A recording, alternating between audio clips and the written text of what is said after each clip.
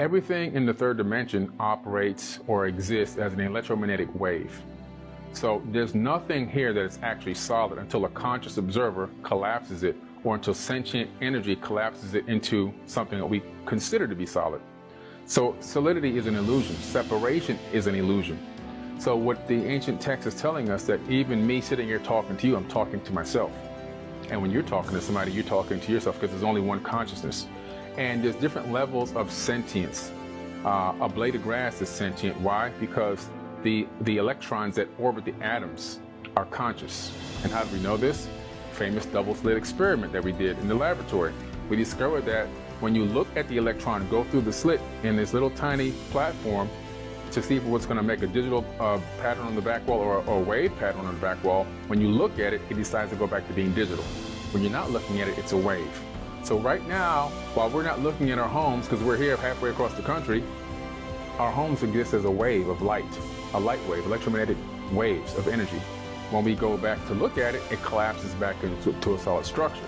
So everything is conscious because electrons are conscious, and every atom has electrons. As above, so below. Consciousness that has created this entire realm of third dimension, or this universe, is like the human brain.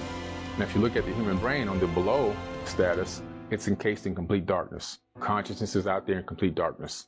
The human brain, it doesn't have any clue of what's going on outside of your skull, but it has friends: hearing, smelling, sight, touch, feel, all your senses.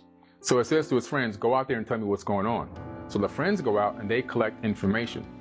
From a galactic standpoint, a universal standpoint, consciousness sends out its friends. We're here. We are the senses for the universal consciousness. We go out and we collect information. So does your senses. Now, most of the time, we have no idea the information we're collecting. We bring it back to the brain, which is encased in darkness.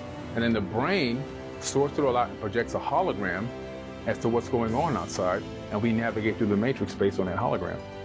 And it happens the same exact way at the highest level. The universal consciousness literally has divided itself into Googles of entities to experience itself subjectively from many different perspectives, including human beings, animals, rocks, grass, everything. And all that information is being transmitted directly back to source.